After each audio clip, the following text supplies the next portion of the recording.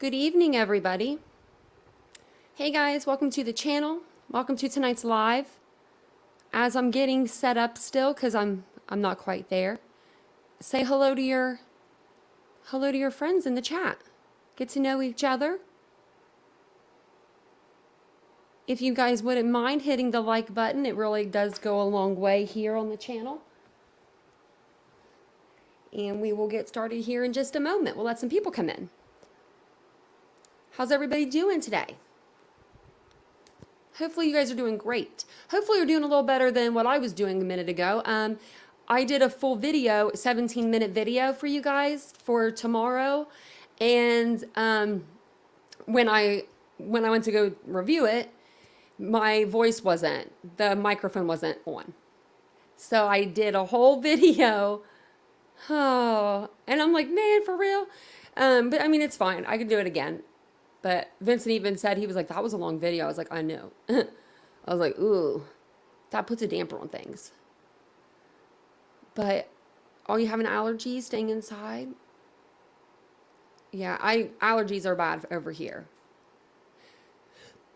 So Summer's brother was, he's the one, Summer's brother's the one that had the 2 heart attacks. Her husband, he's doing good, hopefully. Unless there's something in the chat I don't know about. But no, I think the husband's okay. The brother, she should be in the chat, but oh, she says she's on her way home. So I'll tell you guys. She had to run to the store. So I'll tell them. Everyone's asking about your brother, and his name's Rick, her brother. So Summer is one of our mods. Real quick in the chat, so because people are asking in the chat about her brother. The other night, her brother had 2 heart attacks. He has to have a triple bypass surgery done, and they're going to do it on Tuesday, I guess, now. So, in a way, that's good. It's not an emergency to where they're like, where they're like going to cut him open tonight. But he does have to stay in the hospital, and he didn't even want to go to begin with. So, I can understand that. Hospitals are not they're not fun, but they do take care of you there normally, so. You never know. Maybe he's getting taken care of. I'll put the link to the channel membership in the chat. And we'll go ahead and read over these documents real quick before we get started on the Nancy Grace podcast. But, oh, look, I didn't even share this. I shared the screen and then I took it away. Okay. So these are just really short documents, but I'm kind of confused about them a little bit. So, I don't know. I'm going to ask you guys a couple questions. And I'm sure she'll see all of the kind words when she comes in, too. She always watches the replay. She always watches, like, replays of the lives. She's good like that. I don't even do replays on the lives. So, a couple more documents came out tonight. Jan emailed me. She's like, did you see the documents? I was like, just did. and I read through them, but I read through them, like, real quickly. And then after I read through them again, I was like, wait, I don't really get this. So I figured I'd ask y'all what you guys thought. So there's only a few, which is good. It's no 30 pages, but it's not as good as it was last time. So basically the first one is going to be, it's kind of backwards because like this one goes with the one I'm going to read to you next, but this is the motion to shorten time. And it says comes now Brian C. Kohlberger by and through his attorney, Ann C. Taylor, public defender, and hereby moves the court for an order shortening time for hearing the defendant's second motion to compel. So I thought the second motion to compel, I thought all that was happening on the 27th. So the 27th is Tuesday. But they just got, so they want to shorten the time. I'm like confused on that, okay? Because I'm like, why are we shortening time? If it's going to be here Tuesday anyway, and then this is going to be over the hearing. So notice of the hearing. Yep. So June 27th, 2023, date and time. Yeah. Time 1:30 p.m. Like how much shorter can you like shorten it? Like when was that filed? The 21st. Today's the 22nd. So literally yesterday.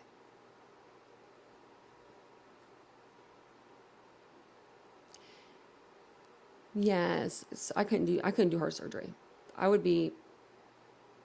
I'd be a ball of mess.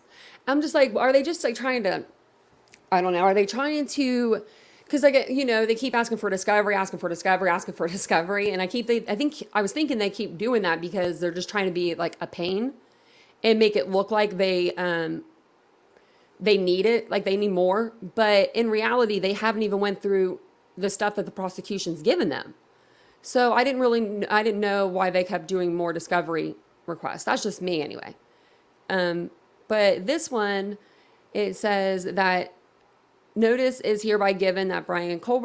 Kohlberger, by and through his attorney, and C. Taylor, public defender, will call for the hearing defendant's second motion to compel in the above entitled matter on 6/27/2023 at 1:30 p.m. or as soon thereafter as counsel may be heard in front of the Honorable Judge John Judge. Counsel for the defendant hereby gives notice of the intent to present oral argument and or testimony in support of said motion. Man, the 27th can't come soon enough because I like to hear. So then we have another order to shorten time. And if anyone knows why they're asking to shorten the time, let me know, because I'm not getting that. Like, I mean, it's the 27th. Do they want to do it tomorrow or Monday? I mean, I'm down for that. I got nothing to do. I've got nothing to do, Kohlberger, but wait for you to go to court. Unfortunately, I have no life. State of Idaho versus Brian Kohlberger. This is order to shorten time. Hey, Mandy. The court, having received the motion to shorten time and good cause of hearing, now therefore, it is hereby ordered that the defendant's motion to shorten time to hear the defendant's second motion to compel is granted.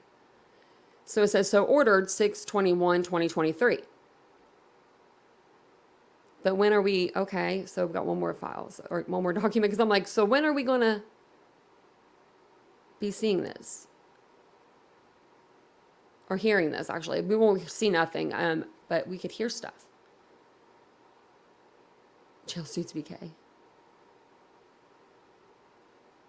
I got a good compliment today. Another creator tagged me and was just like, what'd she say? Just said something about like, I always stick to the facts. And I thought that was so sweet. I thought that was really nice. I was like, I do. I try to over here. We try to. If you're just now joining us, we are looking over some of the court documents for Brian Kohlberger. They just came out earlier this afternoon or this evening. And I'm wondering why they're filing motions to shorten the time on the next hearing, it sounds like, but the next hearing is on the 27th. I should ask the lawyer, I wonder if he's done a video yet on this. I usually watch him. I don't think he's done a video on it yet. I'll have to watch him tomorrow. I bet he does it tomorrow morning. There goes the dogs. I just heard him. And then I heard Vincent's computer go down. But yeah, I need to ask him. Rackmaster, you're right.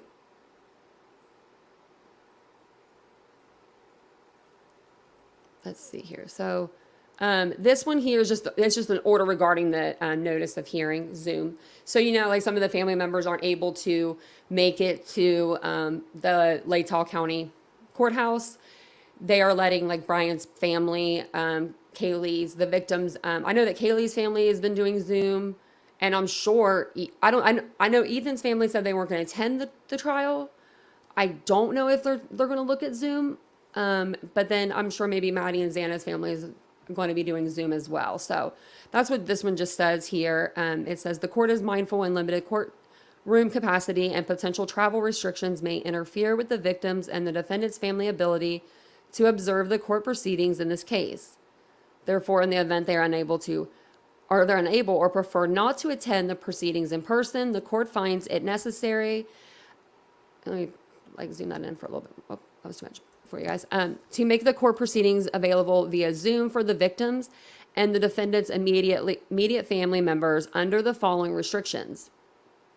It is hereby ordered: 1, the victims and the defendant's immediate family members may observe the court proceedings in person or via Zoom, and it has the meeting passcode and the ID redacted. The Zoom info above shall not be disseminated to anyone other than the victims and the defendant's immediate family members. Any recording or live streaming of the proceeding is prohibited. And this was signed today. So, very strange. I'm just wondering what that means. It's a new document. Yeah, these just came out tonight, Arlene. Yeah, TLC, it was really nice. It was actually What's the Obsession? I've had to think. I don't know why I had to think of the name. I shouldn't have had to think of her name, but I was just watching her channel earlier. But yeah, I thought that was really nice. Someone, because yeah, there's a lot, going on the streets of YouTube right now. But it's been crazy. It's been crazy around here, I tell you. But I have noticed.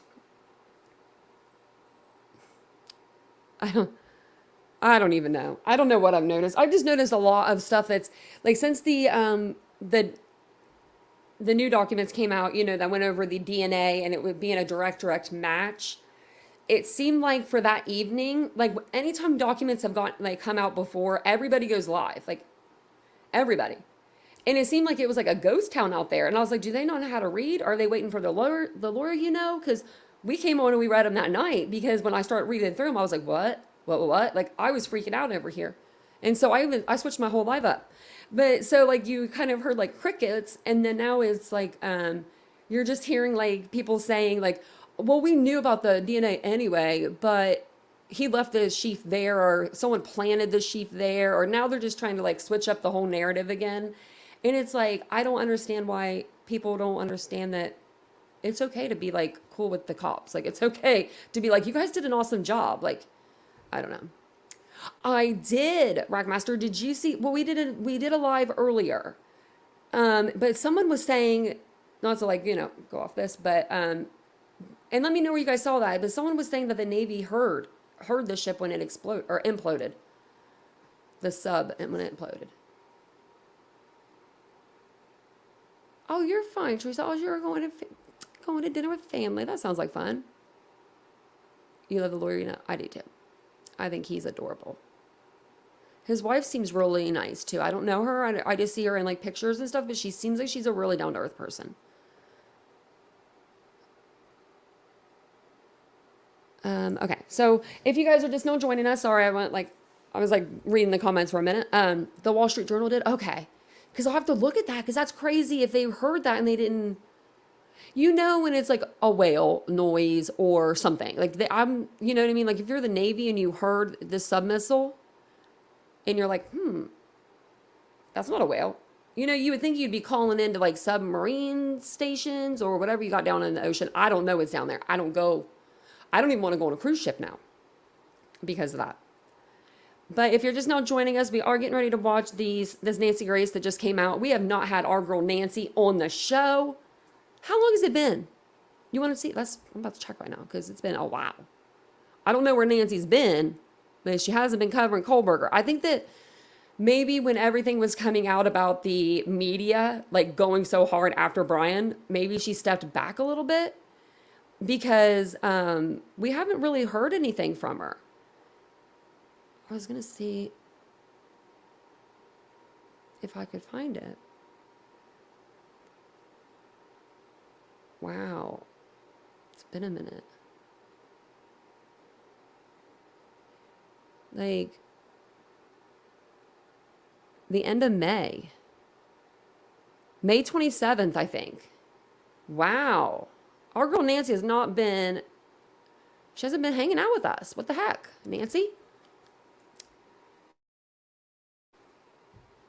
Oh, on vacation? Well, no, she's still putting stuff out. She just hasn't been, I hope she goes on vacation. The woman needs one, but she hasn't been putting stuff out.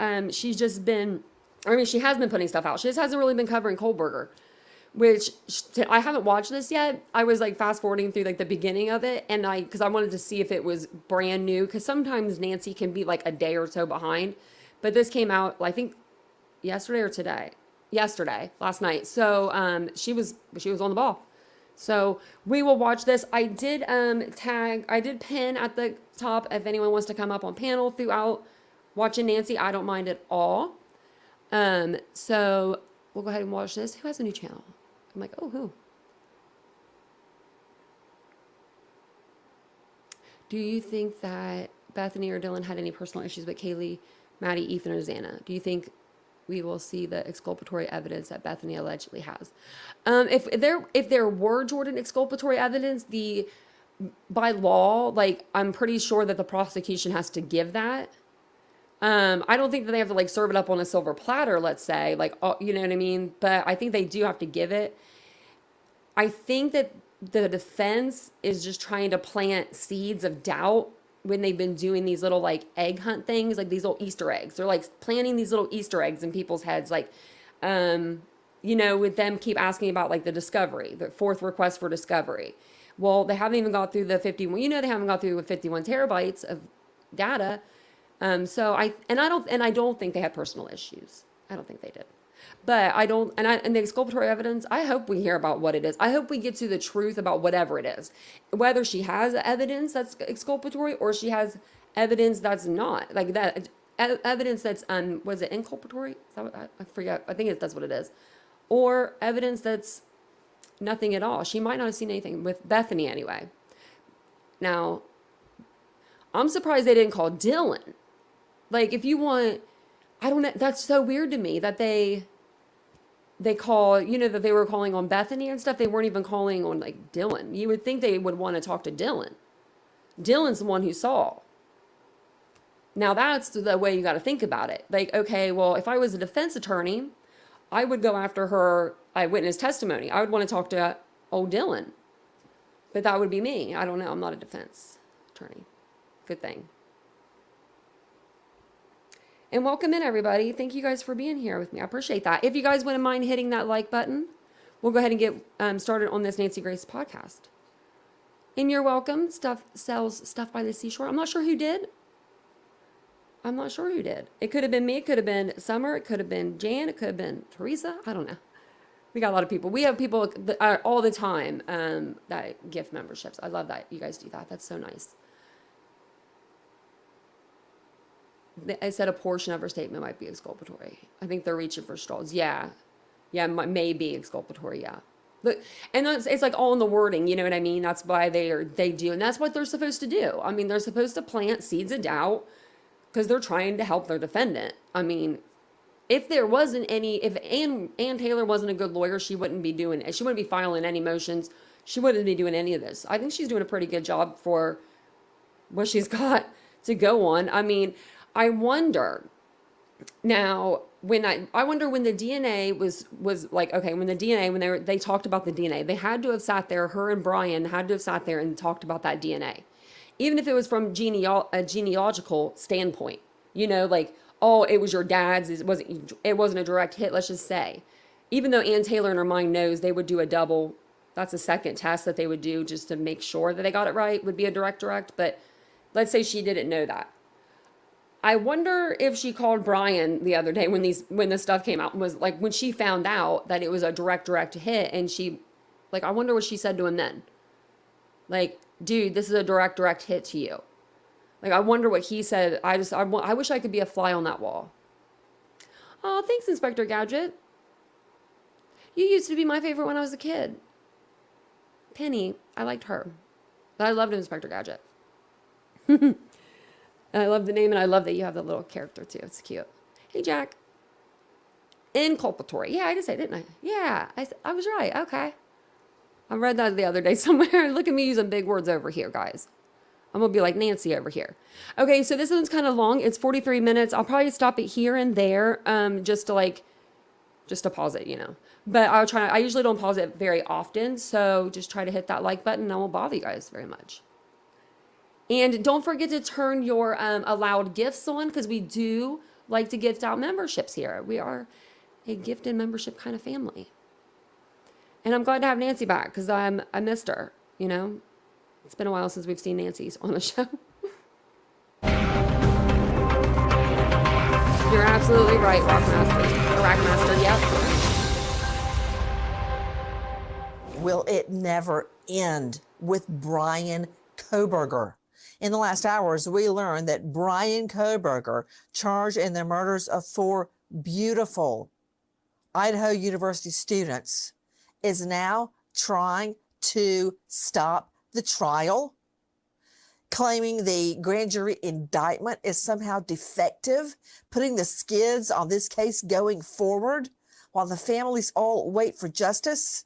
Not only do we learn of the maneuvering techniques of Bryan Kohberger and his defense team, but now there seems to be unstoppable evidence proving Kohberger was there the night of the murders, not just there, but in the bedrooms where these victims were murdered.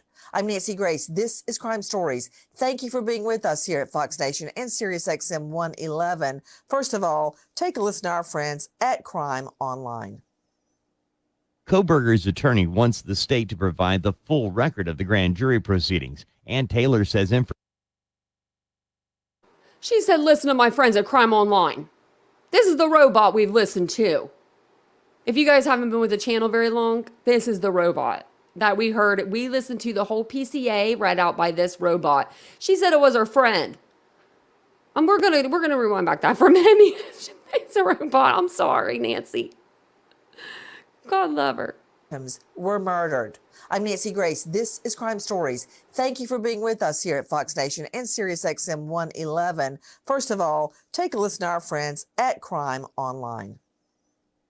Kohberger's attorney wants the state to provide the full record of the grand jury proceedings. Ann Taylor says information from the proceedings are necessary to Kohberger's defense. The court document states, in part, a grand jury was impaneled at a time when the small community of Moscow, Idaho, had been exposed to 6 months of intense local, national, and international media coverage. Whether a fair and impartial panel of grand jurors was assembled amid intense media coverage is a significant question the defense must evaluate. Kohberger's legal team is entitled to the transcript of the grand jury, but will there be more information, such as people who were subpoenaed or anything said off the record? Taylor says the move is intended to, quote, preserve his right to contest the indictment, unquote. That's right. Legal maneuverings to stop this trial from going forward, just as the investigation seemingly is gaining steam. But now we hear more from our friends at KHQ. The document filed this week is called a motion to stay proceedings. Kohberger's defense says they've requested the grand jury evidence that led to this indictment, but say they have not received all of it. In other court documents, prosecutors say there's a lot of evidence. It'll take time to go through, and they are fine extending timelines for both sides to go through the information. But Kohberger's defense says they want all proceedings paused until they have everything they can get on the grand jury, with the ultimate goal to challenge, and they hope to overturn the indictment. There is a hearing now set for this June 27th to discuss the timeline extension. So far, there hasn't been any hearing set to discuss the suspension of the indictment. So right now, we understand that Bryan Kohberger's defense team is trying to defeat the grand jury indictment. With me, an all-star panel to make sense of what we know right now. But I can tell you this, delay is the defense's best friend for many, many reasons. They are going to try to fight this tooth, nail, and claw every way imaginable. And they're starting with attacking the grand jury indictment. With me, an all-star panel to make sense of what we know right now. First, I want to go straight out to renowned lawyer joining me from the Kohberger jurisdiction of Idaho, Tara Malik, partner at Smith & Malik, former state and federal prosecutor. Tara, thank you for being with us. I think what's lost in the sauce a lot of times is that unlike a petit or regular 12-person jury, a grand jury is often called a secret grand jury for a reason. All right, that's simply a charging tool, nothing more. You can put up one witness at a grand jury that's up for 5 minutes, and all the grand jury has to decide is there a question of fact that should go to a jury? That's really all there is. Yeah, you're exactly right. I mean, this grand jury was a secret grand jury that was just looking at whether or not there was enough there to charge Bryan Kohberger for these 4 murders. And they have really one job to do. Now, the defense wants to, as you said, delay and slow the process down. And one way they can do that is go back to the root of what started this case in the legal process, which is that grand jury indictment. So they're going to take a look at that and start nitpicking and saying, and really looking deeply into who was a part of this grand jury, what was the process by which they got this group of people together to hear the evidence and to bring it forward and bring forward an indictment ultimately. What is it exactly that they are looking for? Tara Malik is joining us, high-profile lawyer out of Idaho. And, by the end of the trial, it's exhausting, Tara, and I'm sure you've been through it many, many times because every single thing is challenged. And the defense has the right to do that under the Constitution. If there's an ID, if there's an eyewitness ID, that ID is challenged. If a photo array, like a photographic lineup, is showed to a witness, that's challenged. Any statement the defendant made, that's challenged. The judge, normally they try to throw the judge off the case at least once or twice. They try to throw the prosecutor off the case. I don't believe I ever had a single murder case where the defense didn't try to throw me off the case for whatever reason. And here we see a grand jury challenge to put the skids on this case going forward. What is it they hope to find, Tara? What are they looking for? What's your best guess? I think one of their main concerns in this case is Moscow, Idaho, where the murders occurred, is a very small community. It's a close-knit community. It's, in the northern part of Idaho. It's a college town. It's set, a little bit further away from some of the more major cities in the state. And I think what they're looking for here is the process by which the state went about gathering people for and to sit on this grand jury, to handle the grand jury. Let me just digest what you're saying. So, not necessarily challenging the evidence that was put in front of the grand jury, but challenging how the grand jury was selected. It's usually 30 to 40-ish people. In Atlanta, in inner city Atlanta, the grand jury would meet. There are about 40 people in the grand jury. They were taken from voter registration records, just blindly, much the same way that juries are picked. I've been called a grand jury and regular juries. For some reason, I was always struck. I don't know why, but it can be anybody that votes in that area. In New York, in Manhattan, people were taken off the real estate tax records. If you are living there and you own a place, you're headed to jury duty. It can be a number of things. But how are they selected in Idaho? How is the grand jury typically selected? Well, the same way. You're going to have a list of people that are gathered from the voter registration that are put on just like any other kind of jury roster. How about driver's license? I forgot that one. They can also pick it from people, driver's license, because you have to put your address on your driver's license, which tells you the county. And this is Latah County. So maybe they pick it through driver's license. What about that? Yes. Yes. Absolutely. But the issue is going to be for this defense attorney and this defense team, I should say, not just attorney, is fine. You get these people as prospective grand jurors, but how are you weeding out the people and making sure that they're fair and unbiased and impartial if you're pulling them, from this very small community on a case that has received a lot of publicity? High profile murder case, everyone's heard about it.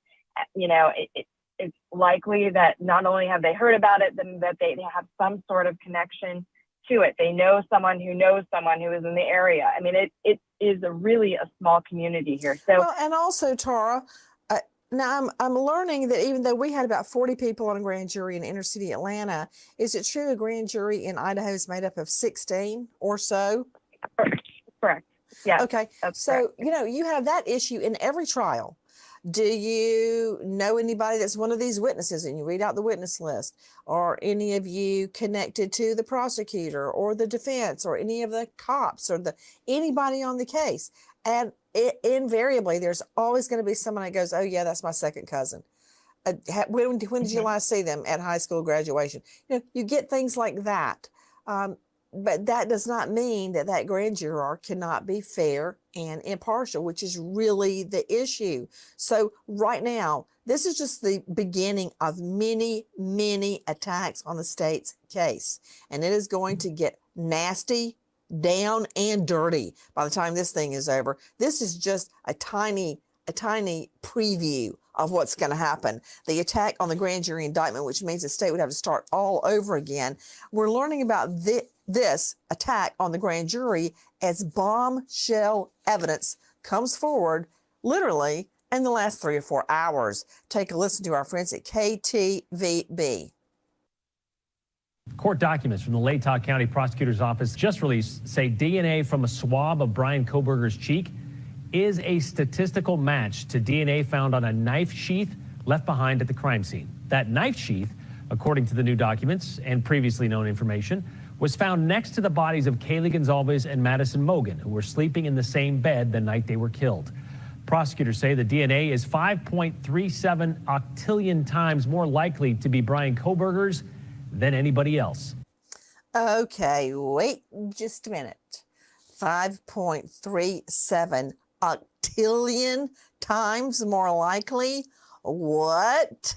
Take a listen to our friends at crimeonline.com. I knew she was going to have something to say. I knew her face says it all. I'm going to rewind her just because she cracks me up. She's probably been waiting on this for a minute, you know, because she's been getting a lot of shit for reporting on this case. Now, should she have called him like some of the things she called him? Probably not. But does Nancy have a filter? Not a chance in hell. And that's why we love her. So we wouldn't want her to have a filter. Let's see if I can get her back far enough because that was funny. Maybe not. Killed. Prosecutors say the DNA is 5.37 octillion times more likely to be Brian Kohberger's than anybody else. She's smiling. Okay, wait just a minute. 5.37 octillion times more likely? What? She's Take a counting the listen to our friends zeros. at crimeonline.com. One of the bombshell pieces of evidence is the fact that Brian Kohberger's DNA is a, quote, statistical match to DNA found on a knife sheath at the scene. Investigators found the K-bar knife sheath face down and partially under both Madison's body and the comforter on the bed. A probable cause affidavit unsealed in January stated that the DNA found had been matched to Kohberger's father. The elder Kohberger's DNA was recovered from trash outside the family home. A short tandem repeat analysis was performed to develop a profile. That profile was compared against material from Kohberger's cheek swab. The result of the comparison is a statistical match, meaning the profile is at least 5.37 octillion times more likely to be from Kohberger rather than an unrelated random person. The prosecutors have argued for sealing information related to the use of investigative genetic genealogy. Court documents state that is needed to protect from disclosure, quote, the names and personal information of the hundreds of innocent relatives on the family tree, the names of the publicly available genetic genealogy services used, and certain other information. 3 things stand out to me from what we just heard from our friends at crimeonline.com. Number 1, the insane statistic of 1 out of 5.37 octillion likelihood that this is not Brian Kohberger's DNA. We had to actually write that out because, you know, there's 1 0 in the number 10, 2 zeros in 100, 3 zeros in 1,000.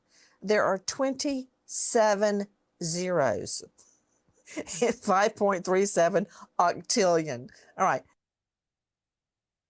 I believe that's 48 zeros for the people in the UK that are listening. But correct me if I'm wrong. That insane number. Number 2, the location of the knife. Did you hear what was written in the court documents? The knife sheath found partially under Maddie's body and the comforter on the bed. Many people have wondered how in the HELL did this guy leave behind the knife sheath? Not the knife sheath. Is he that much of an idiot?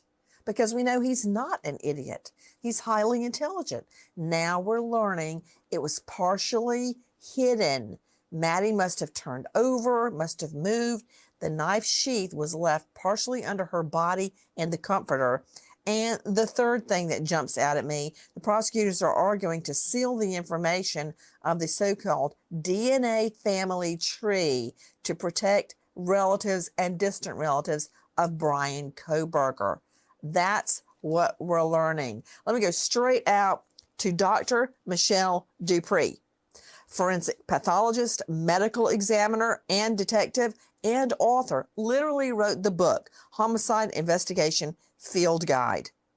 Dr. Dupree, thank you for being with us. Dr. Dupree, are you always amazed at idiots, that seeming idiots that commit these crimes, to leave behind the knife sheath?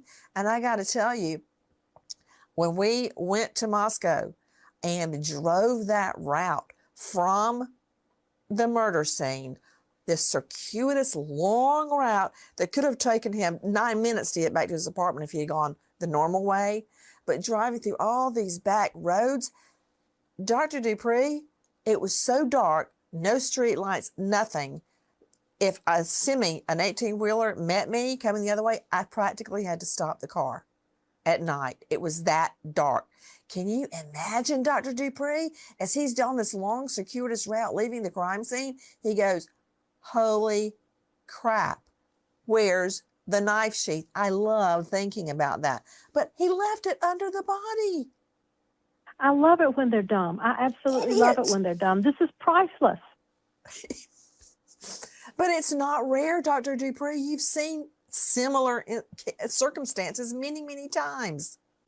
Absolutely, Nancy. They always mess up some way or another. And you think, and you're right, they're not dumb, and he's not dumb. But this was a very grave error.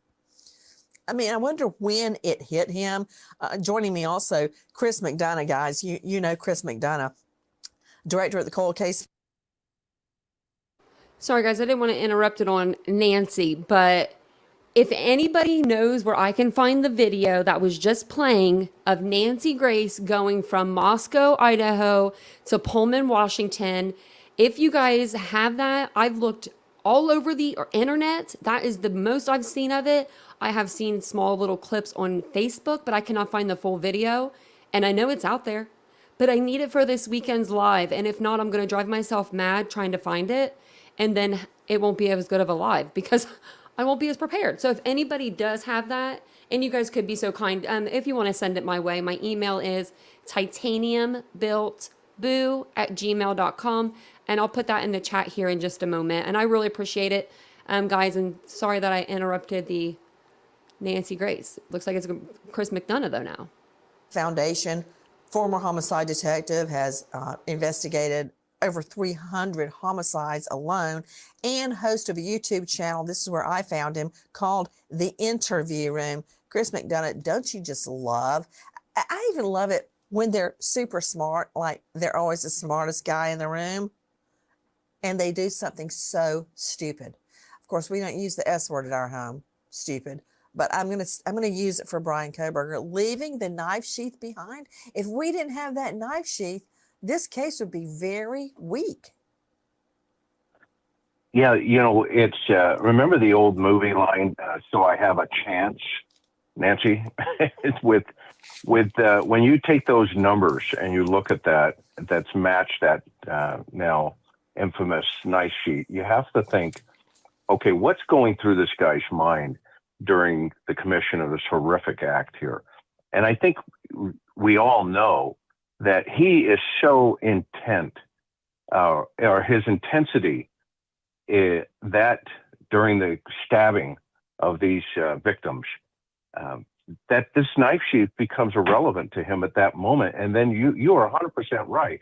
He has an aha moment at the end of this thing, probably in that car like you're talking about, where he's got to be thinking, holy crap, where is my knife sheath? And maybe that's one of the reasons why he turned. Yeah, exactly. And he's probably got to be thinking, or he was probably thinking also at the time, I got to go back there. And yes. maybe that's why, there's indication that he did come back, that morning. I know for sure. Well, I don't know this for sure, but he got rid of the knife. And I wonder if he had not already planned it, Chris McDonough, because this guy plotted this out very carefully a long time in advance. I know that he had in his mind where he was going to get rid of the knife. And I wonder, because we passed lakes. Jackie, didn't we talk about, oh, there's a lake out here and this is this bridge and that bridge when we were doing that long drive that night? I mean, it was so dark, Chris, you could practically not see if it was water out there or the sky blended in with the ground. It's just pitch black. But I guarantee you, he had a certain place that he was going to get rid of that knife, whether he threw it into a body of water or buried it or what. I wonder if when he got to that location to throw the knife into the water or wherever he, disposed of it, that's when he realized he didn't have the sheath. Can you just even imagine that? Yeah, and then think through that, right, even further, Nancy, where if he does now have that thought process, it must have been one of these moments for him to where he is so methodical that he realized this was the biggest mistake that could ever be made, which destroyed his future in relationship to doing other crimes like this. Oh, gosh, so, that's a good point. So joining me right now, not only do we have a renowned DNA expert, Toby Wilson, we also have a forensic psychologist who performs risk and threat assessments on violent offenders and is the author of Serial Killers, 101 Questions True Crime Fans Ask. It's Dr. Joni Johnston. Dr. Joni, thank you for being with us. I mean, can you imagine at that moment when he realized he had left that knife sheath behind? I cannot imagine what it was like to experience that. And also, this is somebody who's obviously in a doctoral program of criminal justice. He knows what that means. He understands DNA. He knows what that means. And so this is somebody who isn't just like, oh, crap, this happened. And so, they're going to know that somebody used a knife sheath. Maybe they'll identify the knife. This is somebody who's like, my killing career is over. That dawning, that moment, how does that factor into your analysis of serial killers? I think, serial killers obviously start out as single killers. And I think that they have this long fantasy life where they're thinking about, which turns into plotting and planning a murder. And I think oftentimes when that ball gets rolling, they're not just thinking about this murder, they're thinking about future murders. And they're thinking about, okay, how can I improve on this murder? What's going to make it more interesting and more exciting? And so, oftentimes there is this sense that I'm the smartest person in the room. I can figure this out. And when you have somebody like Bryan Kohberger, who, from what we hear, is, does think he's the smartest person in the room, this really does, raise some questions about how smart he really is, or at least how savvy he really is. And it lets us know that it would surprise me for that reason that if he has committed other murders, just because he made so many mistakes. I'm wondering if it's possible, Chris McDonough, and this is one of Jackie's theories, did he realize he had left the knife sheath before he left the home, but felt there wasn't time to go back and get it or search for it? That certainly is a possibility, Nancy, but one of the things I think we know about him is that intensity in relationship to how he prepared. And as the doc just said about his fantasy here, this fantasy was, now first in his mind, and, doc can go for days on that, but then it becomes reality. He's there. And this event is taking place. He's into the intensity of committing this crime. He's in a frenzy. Emotionally in a frenzy. Yeah, and so we have to ask ourselves then: does he have this knife in the sheath, and he's wearing these gloves? Do the gloves come off, and does it become personal? Where even further, where he pulls the knife out of the sheath, and during the frenzy, the sheath drops, or is it something that he's trying to stage? The knife sheath, which doesn't sound like it. Hey, that brought me to another thought, Chris. I'm glad you said that. Dr. Joni Johnston, forensic psychologist and author of Serial Killers, 101 Questions True Crime Fans Ask. Dr. Joni, a lot of people have speculated he meant to leave the sheath. That is total BS. No, I he did not I agree with need you. to leave any evidence behind. Absolutely not. I think there is such a mess that people want to get caught when they're committing these kind of murders. They may make dumb mistakes, and looks like they want to get caught. But I do not believe for 1 minute that this was planted. Mm-mm. I don't think it was planned to leave it either, but I wouldn't be surprised if he was so confident or narcissistic that he probably thought he could talk his way out of it, if it was ever even traced back to him. Okay, Jackie here in the studio is giving me a true life example, and it is true.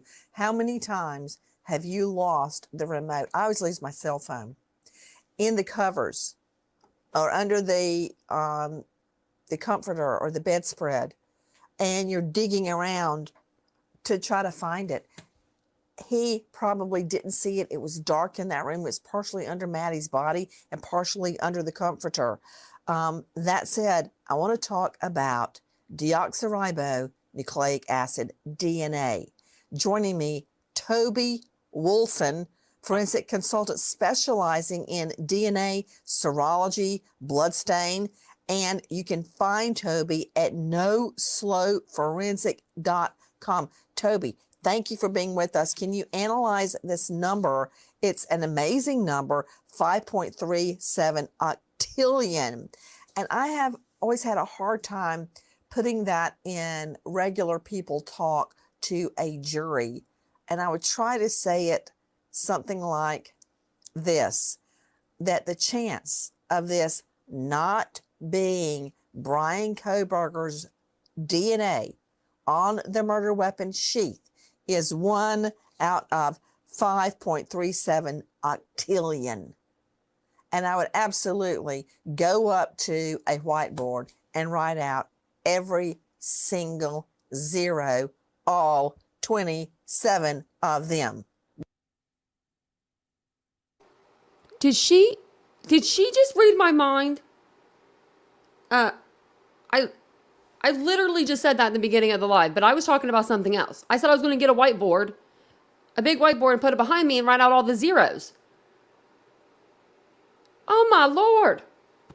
Nancy, is Nancy my mom? Mom? Nancy?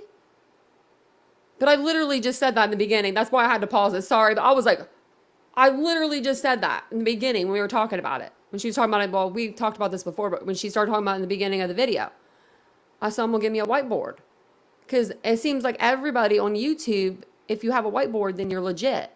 And so I was going to write down 5.37 octillion on there. All them zeros, 27 of them. And Nancy's going to beat me to it. By the time that witness was off the stand. Break it down for me, Toby. Well, it's an extremely big number especially when you consider the Okay, now wait a minute, population Toby. Wait a minute. You're the scientific brains here. And I'm expecting a little more than, yeah, that's a big number. So, Well, I was just going to explain about it versus the population of the world. We're talking about 8 billion people in the world, and over time, there's never been, more than maybe 13, 14 billion, I would hazard to say. 8 billion into this number goes in several thousand times minimum. It's that large a number. So it's an extremely probative number. Prosecutors tend to present it the way you just did, that it's, the chances of it being somebody other than him are non-existent. The reality is that we basically presented as here's the probabilities of seeing this profile a second time in the population from a random uninvolved person. Wait. Could you say that very slowly for me? We're drinking out of the fire hydrant with you, Toby. It's too much, too fast. Say that very slowly, how a scientist would say it on the stand. What would you say? Well, basically, I would say that the DNA profile obtained from Brian Kohberger matches the DNA profile obtained from the knife sheath, and that the possibility of this being from him versus a random unrelated man in the population is 5.37 octillion times more likely. Okay, see, yeah, that's like pea soup to me. I heard you, but it's not. It's not. It's a very plain.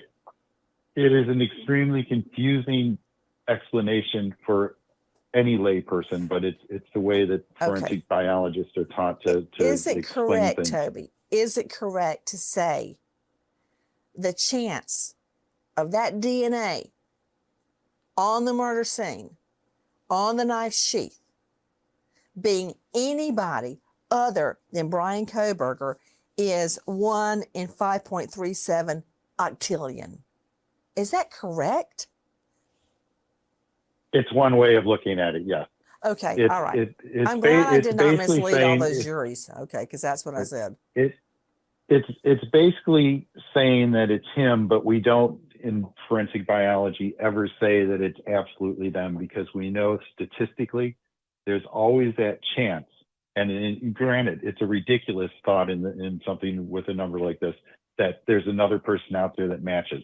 So we always take a conservative approach to explaining it, but the end result is the jury's going to understand his profile, regardless of the numbers or not. His profile is a match to evidence obtained from the scene. These are CODIS core loci, which means that there are a minimum of 20 required loci to go into CODIS and What create are these you matches. saying, man? What? CODIS, What's it's a the loci? combined DNA index. Huh? What's a loci? Okay, loci are the addresses on each fragment of DNA that we See, analyze okay, that's where I would have forensically. to stop you on the stand right there. Of course, we would go through this many times before I put you on the stand to make sure you didn't come out with that, because that's so far beyond most regular people like myself comprehension. Could you dummy down for me? What are you saying about 27 loci? Okay, there's 27 fragments of DNA that, 20 plus that we look at. And at each loci, you either have one fragment or two fragments, and that we compare those across with the same analysis to the evidence and to the standards, and either they match or they don't match. Can I just say it's a match? Am I good? Yeah. Okay. Okay, good. Now, Jackie, you just had a great point. Earlier, Toby Wolfson, forensic consultant specializing in DNA, you were talking about the population of the world. Octillion is many times larger than the current world population. So this number, 5.27 octillion, rules out anybody else in the world. That's more people than are in the world, Toby, right? Yes. That's Okay. more people than have ever lived. Oh, wow. That's even better. So I don't, as I would with a jury, would not get so deep into it that nobody even understands what we're talking about anymore.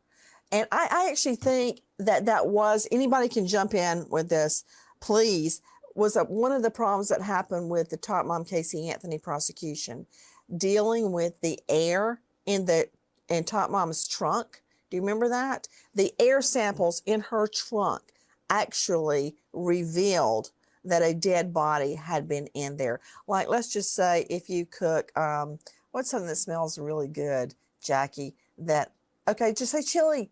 If you're cooking chili and then you go over the pot of chili and you grab the air, in that air, there are going to be particles of what you're cooking.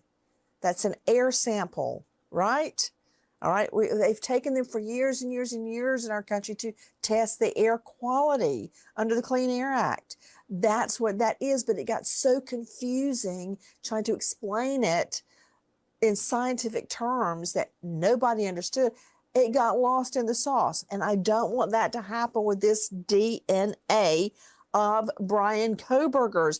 Hey, another thing is happening. Well, Go ahead, please. It really shouldn't get lost. Yeah, Nancy, you're right about that. Because when we testify, the prosecutors don't normally walk you through the entire process and the discussion of what we're doing and how we're doing it anymore, because people become so comfortable and familiar with DNA analysis through all these ancestry kits and through television and all, that basically you get on the witness stand and you say, well, I analyzed the following samples to obtain a DNA profile. Profile was obtained and it matched the DNA profile obtained from such and such. And here's the number that's associated Oh man, with I would that. have a field day with that number. How many times could I say the likelihood that the DNA on that knife sheath is anybody in the world but Brian Koberger is 1 in 5.27 octillion. And I'll point out every one of those 27 zeros. Well, something else is happening in addition to the defense trying to put the skids on the entire trial by challenging the grand jury's indictment, claiming that somehow there were people that were out to get Brian Koberger on the grand jury. And the fact that we get this incredible, just almost unfathomable DNA match. Now we're finding out that Brian Koberger is set to announce he had an alibi at the time of the murders. What, he was spying on his female colleague with her Wi-Fi security cam at the time? Guys, take a listen to our cut 491, our friends at Crime Online. Brian Koberger's attorney is asking a judge for more time to decide whether to offer a formal alibi for Koberger in this case. Ann Taylor, Koberger's public defender, said in a motion that the defense team had not had sufficient time to fully review evidence provided by the prosecution. Thousands of pages of discovery, thousands of photographs, and hundreds of hours of recordings have been provided to the defense. Idaho law lays out 10 days for a criminal defendant to reveal whether an alibi will be offered, showing the defendant was not at the offense scene when a crime took place. A judge can extend that deadline. An alibi. I always think it's dangerous to lock yourself into an alibi prior to trial. That gives the state plenty of time to go question your alibi witnesses to make sure they're lying. Joining me right now is a well-known body language expert, the author of How to Detect Lies, Fraud, and Identity Theft. You can find Tracy Brown at bodylanguagetrainer.com. Tracy Brown, thank you so much for being with us. If he brings up this alibi, he will have to come into court to talk about it, or his defense lawyers will. And now we see a huge shift in how he is appearing in court. Did you see him in the past days coming into court now wearing designer suit and tie, looking like straight out of the pages of GQ? Did you see that, Tracy? I saw that. What a different guy walked into court. And it's the perception that the public has of you just based on what you're wearing is amazing. There's so many studies on how we're perceived that way. But yeah, to not show up in the orange jumpsuit, wow. What like he was thinking about how he's gonna present himself. Now, he didn't say a word during the proceedings, but to the untrained eye, it didn't look like much happened at all. But I started looking at, okay, how stressed is this guy really? And even though he's looking really great. And I started looking at his blink rate, the best I could tell, because there weren't too many close-ups on him, but I counted, and his blink rate was at 24, which also matched the judge's blink rate. Now, our normal blink rate is between 12 and about 18 per minute. And so more blinks mean more stress, right? Because here's the thing, we never become aware of our blink rate. And so it's a very reliable, like you can't think your way out of it, right? It's a very reliable indicator of stress. The judge said he was a little bit nervous and a little bit stressed, like himself having to deal with this case. And for someone who is in such a grave situation, Koberger's level of stress was very, very low, just slightly elevated, which makes it kind of interesting. Now, here's the other thing that we've seen from him before when he was in court in the orange jumpsuit, is people always ask me, like, what's with his jaw? Like, he keeps clenching his jaw muscle, and it's very protrusive. You can see it. That says hidden aggression. So he's trying to tamp down anger and aggression in there.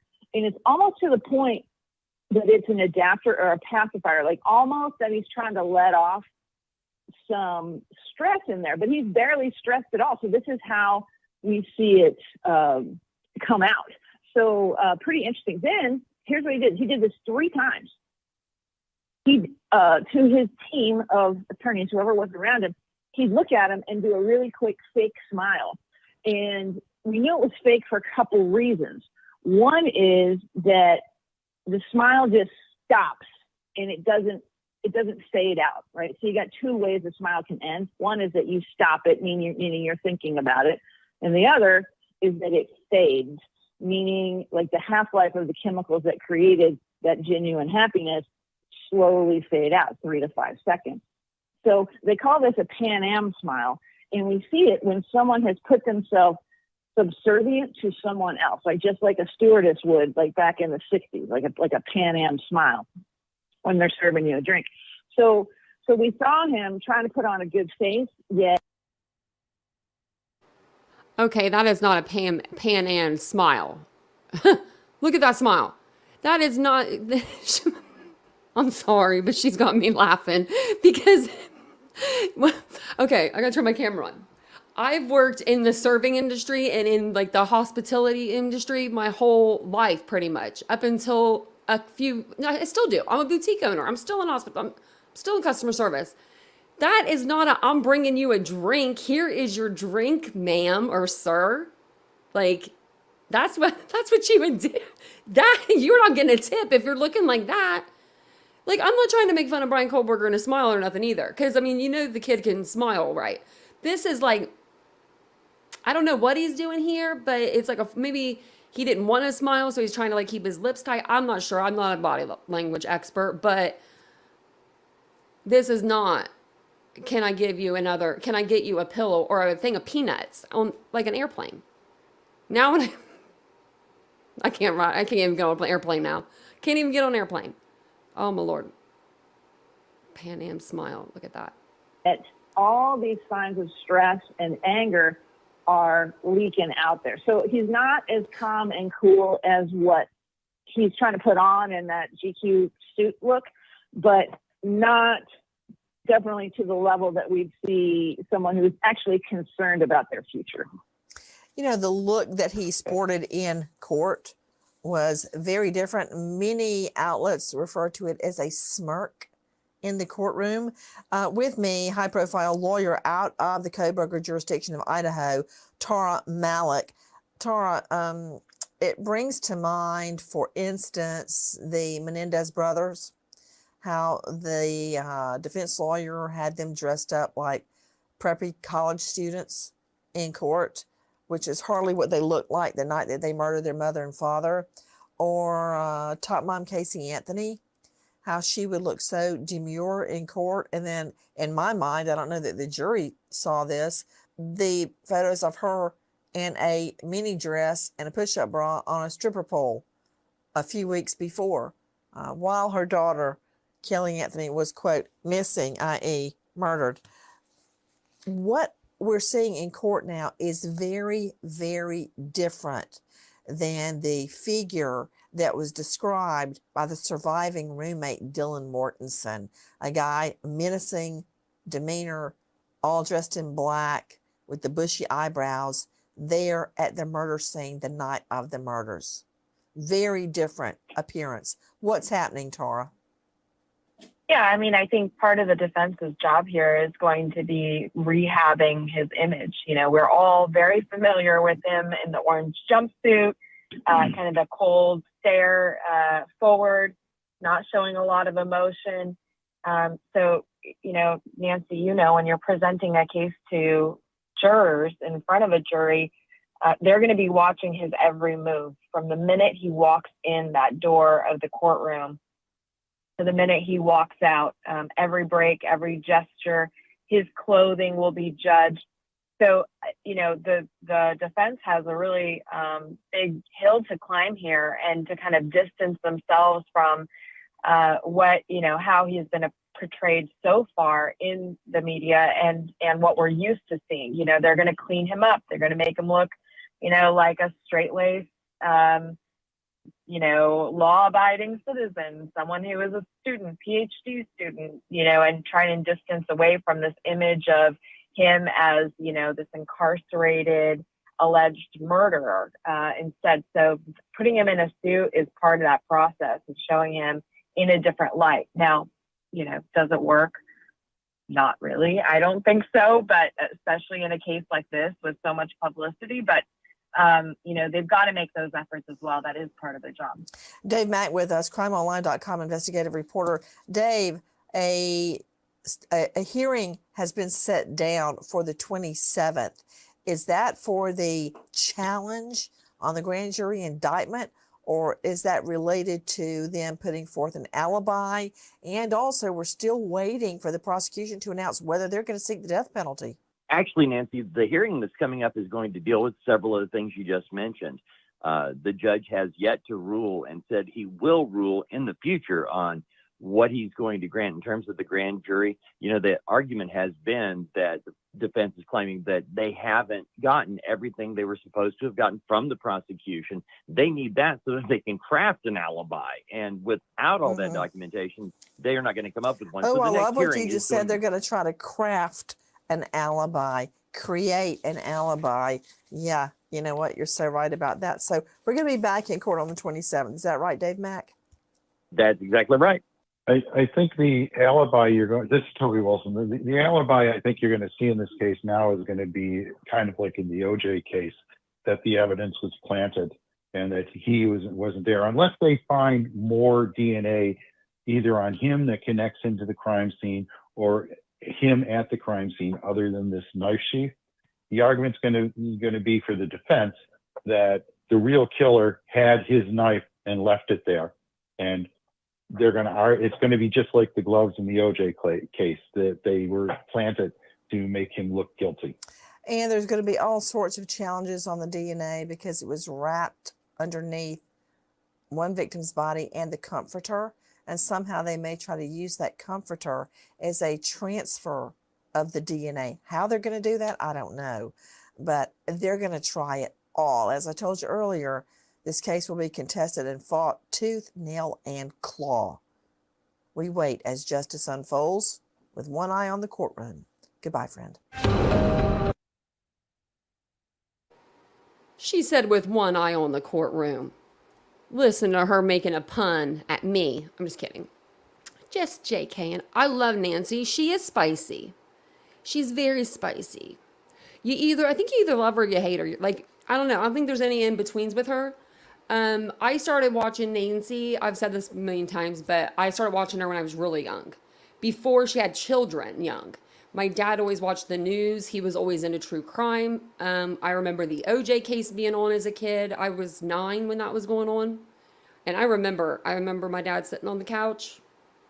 I could see him, I could picture him right now watching that case.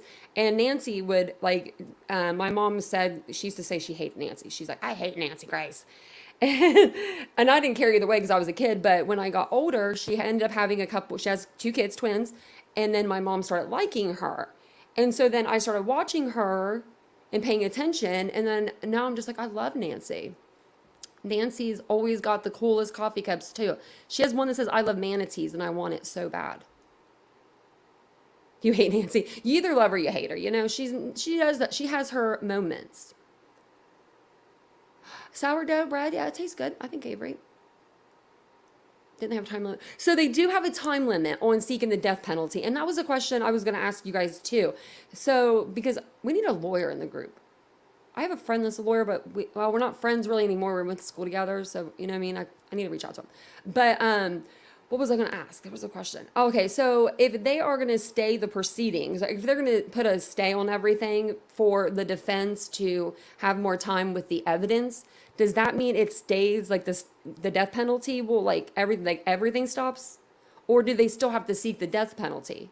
Now I know the trial clock will stop, but I wonder if the death penalty clock will stop because we have less than 30 days before they have to seek it. Let me see if it'll say, if I can find it.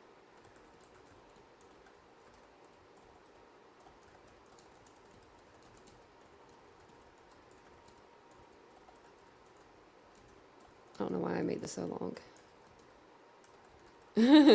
If you can't get that, then we're not doing good, Google. Nothing recent.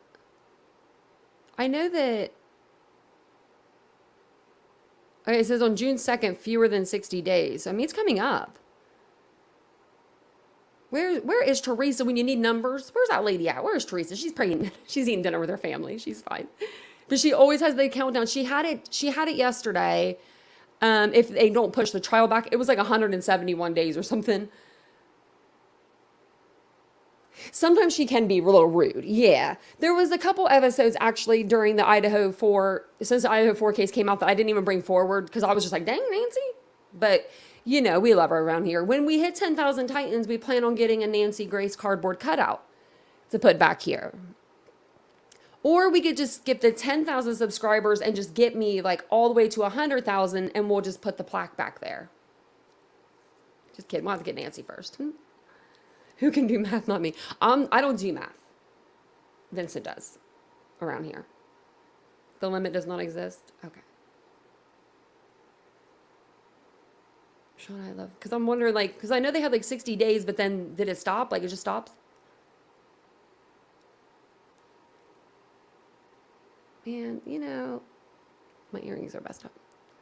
A Nancy cutout, yeah. We've been talking about that since, I think since we hit like 5,000 subscribers or a little before that. Because when we hit 5,000, which I mean, like this is I got my neon sign at 5,000 subscribers. Like that's a big thing to buy. That thing was expensive, but it was worth it. It looks really good back there. I really like it. And I have my chair that I used to sit in, which I still sit in it sometimes. Mia sits in the chair for the most part, the dog. The dog sits there. Here, let me go ahead and like just stop sharing that. Oh, look, I'll show you this really quick. It has like a 9,000 subscriber thank you.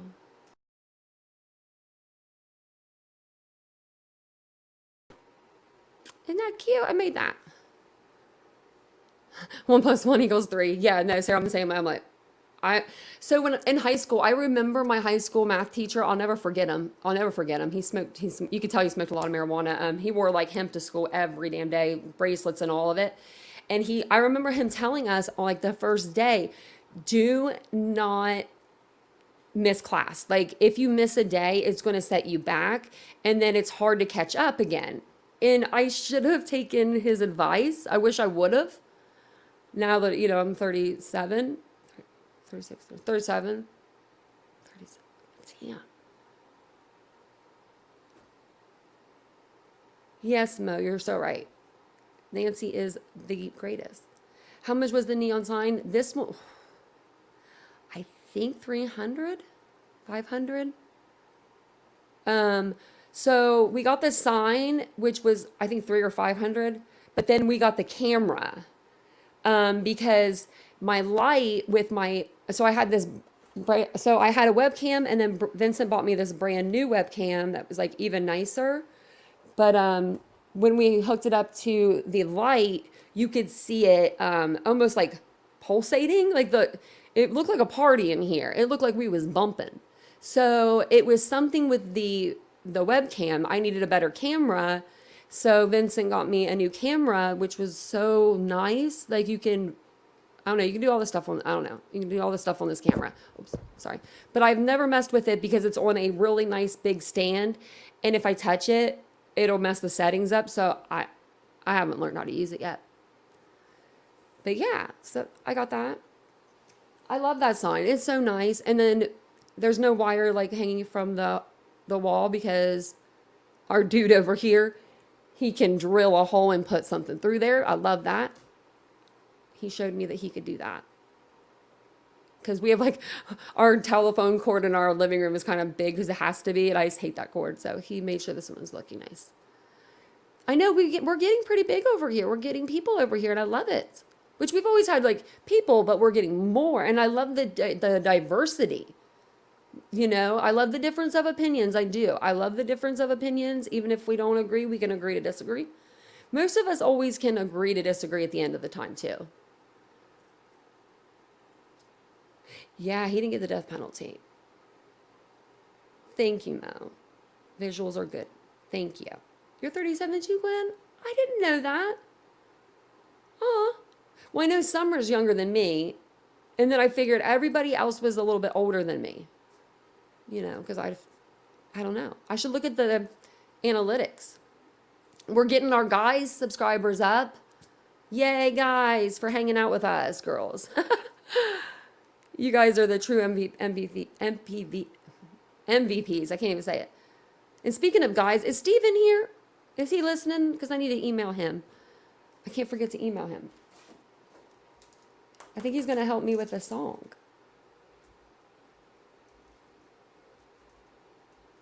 So, okay, I have a question for you guys since I've got a few of you here. And it's just like a relaxing moment. What kind of music should we do for our beginning, like, theme music? Should we do something like rock and roll-ish? Should we do something more like rap, more edgy? I was thinking like, I don't know. So we're thinking of a song. So Steve's going to help me with this song. McKay is going to help me with a song for the channel. Plays the guitar. And I'm thinking, I was listening to a song earlier today and it was a Santana song. And I'm like, I liked it. And I liked the words in the song. And it's a song I haven't heard in a while. And I was like, oh my God. And my dad loved the song. So I'm like, ooh, you like country? Death metal? So the song that I liked was this song that Everlast did with Santana. That song, Put Your Lights On. Do you guys remember that song? I would play it or I would get copyright. They copyright me. But it's a good song. It has good lyrics. So I'm wondering, because my dad loves Santana. He loved the guitar. And I like the harmonica and everything in there. But I don't know if Steve does harmonica work. He'll be like, girl, you really be getting me going. Because, you know, I'm going to have him work. I'm going to have him put the work in. But he said that he had offered to do that. I thought that was so nice. And I know we have so many people in here that are musically talented. I'm not. I think I am. Yeah, hey, back to good. I love Santana. My dad loves Santana.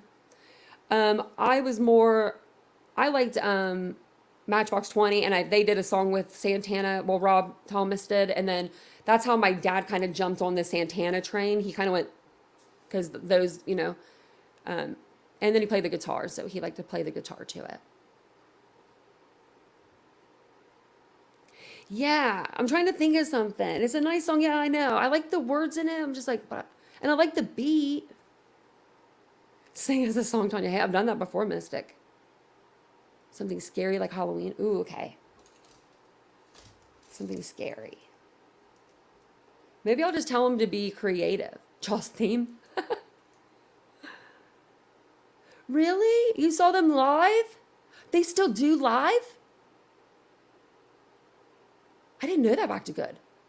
I would love to go to a Matchbox 20 concert. I would probably give like my other eye to go to one. Just kidding, I wouldn't give my other eye.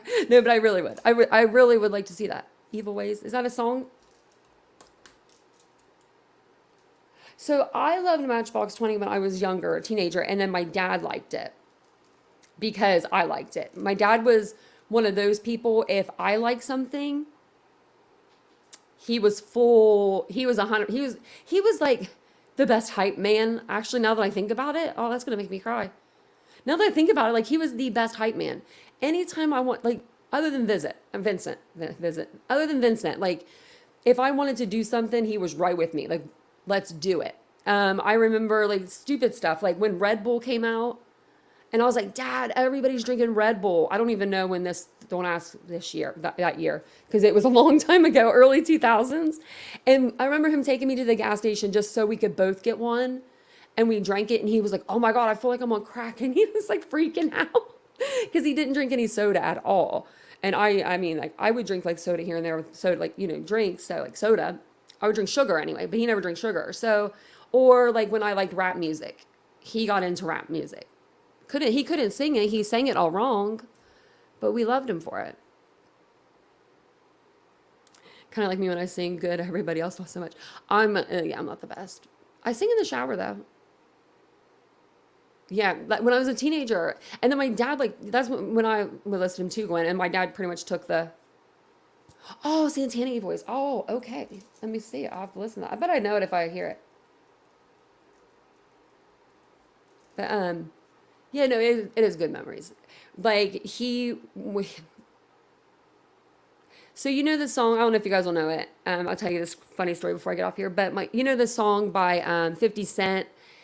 It was supposed to be PIMP, and the guy, like 50 Cent, when he's rapping, I'm a mother effing VIP. That's what he says. That's just what he says. And so my dad walked around the house for a good solid like 6 months saying that, but he was saying VIP instead of PIMP. He didn't know. He thought it said VIP. We loved him for it. He didn't know the words, but it was so funny. So now that when I listen to these kind of songs, it makes me smile. Inspector Gadget, I call him Hamburger. You got dressed up. Yeah, he did they did dress up Kohlberger pretty good. Pretty good. That's hilarious, Libby said. Yeah, my dad wasn't right. He wasn't right, but he knew it. And I'm just like him anyway. Sound better anyway. Yeah, and I think it's probably, maybe he got like a job promotion around that time, but he really thought that's what it said. And I'm just like, oh God. And then, there's another one. My mom was upset with my dad. So my dad was staying with me for a little while. It was like a couple weeks. Out of 30 years, he needed to stay with me for those couple of weeks. But that song by, what's his name? Gnarls Barkley, is that his name? That Crazy. He was going around singing that. And I'm like, are you singing that about my mama? I'm like, you better just go back to your house. But yeah, he was hilarious. He was. If he was nothing else, he was funny. He was the best. Daddies are the best, Summer. So if you still have your dad, make sure you tell him you love him. Because, man, he was a good wingman. Now that I'm thinking about it. That's what a good dad does, though. And then your mom's in the other corner going, oh my God, oh my Lord, have mercy. I'm going to have to mess with this. I'm going to have to deal with this mess. So that's what it is. Oh, and I have one more question. And if you're on a replay, answer in the replay. Does anybody know, and I can Google this, but I don't know if anyone knew off the top of their head, Xana, what is her favorite color? I'm going to write that down. I haven't heard what her favorite color is, and I want to know because I'm putting something together for her. Oh, I fought the law. Didn't the song say "and the law won"? Wait, is it "I fought the law and the law won"? Isn't that, but the law wins. Is that what it is? Where does it say that? I don't know. Really, Mona? Who is your dad? 91. Oh my gosh, Texas girl. Where is Ira? Oh, she's probably asleep. Every time I ask about her, she's sleeping. Her dad's 92. We put pictures up of him one day for his birthday. You hug your dad every night. You do, Cat's Life. You take care of your dad. That's so sweet. You do. You take care of your daddy. That's so sweet. I can't say it enough. And your mom too. Your mom too. I don't have either of my parents. They're together. Wherever they are. They're together though. So I'm glad that they have each other. Because my dad was probably so lost. Wherever he was probably going in circles before my mom got there. And my mom would have been totally lost without my dad. So your dad will be 94 in September. I'll be, oh my Lord. You guys have some like older parents. And I'm loving that. 91? 94, I mean, we have 91, 94. What, the stories. I need to do a segment on someone's parents and have you guys bring your parents on. And so we can just ask them questions about like what they've experienced in their life. That stuff makes, like, I love learning about stuff like that. I like history, but I like learning about firsthand accounts. Do you know what I mean? Like, it doesn't even have to be anything huge, like just something that they've experienced. Your mom's 72. Wow. On the same day, 37 years apart, Susie Blue. Oh my Lord. That was one of them telling the other one, come on, I'm ready.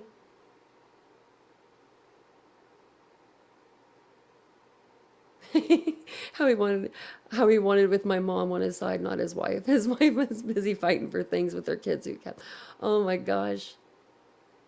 He knew. He said, put me back with my ex-wife. That's cool. We'll be cool together. My mom and dad are together. We got my mom there. Because there wasn't a spot for my mom. And I'm like, well, what do we do? My mom wanted to be with my dad. Like, that's what she said. And she was cremated. And so I called and I asked them. And I said, can I put my mom there? And they said, well, she won't have like a permanent spot. Like, won't say her name on our like marker. But if you know where she is, like, you know, and your family does, like, that's fine. So they let me put him with her. So, how old did you say your mom was, Tanya? So she was 62 when she passed. My dad was 47. Very young. 15 years this year for my dad. They will be in their 70th anniversary in October. Oh, I love that. Give them a hug for me. I just love that. I love that. I love that. If my parents were around today, they would. You email me? Okay, I'll check that out whenever I get off here. Your dad's going to be 83. You'll be 53? July 5th. I'll have to remember that. She is. Kat's like, you are good to your dad. Yes, he's buried National Cemetery. Oh, and you take my mom every weekend, and she's always bringing me key lime pie to eat with him. That's so cute. See, those are the memories that you guys need. Like, you guys are all doing the right things. You know what I mean? Like, that's the right thing to do. Like, me and Vincent, we go to his parents' house every year. We spend time with his mom. And we get to see, like, you know, California. I mean, can't beat that. And I get to see his mom. And his mom, she's Japanese. I'm from Philadelphia. We are complete opposites. And I love her so much. I want to squeeze her all the time. But I probably would break her because she's so small. But she told Vincent the other day on the phone, we've been together over 7 years, she said she loved us. I was like, oh. Made my heart feel whole, you know? Because I haven't had a mama tell me that she loved me in a long time, so it felt good hearing that. So yeah, go Philly, right, Arlene? So yeah, we're complete polar opposites, but that's what makes us. That's what helps us attract. Vincent is adorable. You're from Delaware? I would have thought Texas. Well, I'm going to jump off here. It's only been an hour and a half. Wait, this one was a kind of a shorter live. Oh my gosh. Homicide detective and you're a fraud investigator. Oh, I didn't know that. Wow, those are stressful jobs. I'll stick with hanging out with you guys as my job. I like it. I like doing this, and then I do my boutique stuff too on the side. And I really do like being with you guys every night. And I know, like, when creators, not anytime soon, but when they get really big, you know, like bigger creators, they don't do a lot of lives, and I just don't see myself not coming on and like talking to you guys. You know, I just don't see that. We've been doing this for so long, like every night. When I miss a night, I'm like, where's my people? Even if because I'll make videos like that the day if I miss a night live, I'll still, do some videos or something, but I miss you guys. So I appreciate you guys being here tonight and coming in and just spending a little bit of your time with me, listening to me talk, listening to Nancy. So we appreciate that. Like me and Nancy are friends, like she's my best friend. She is my best friend. We are trying to get to 10,000 Titans. So if you don't mind subscribing to the channel when on your way out, liking the video. I will see you guys all back here tomorrow. Same time. Bye, guys.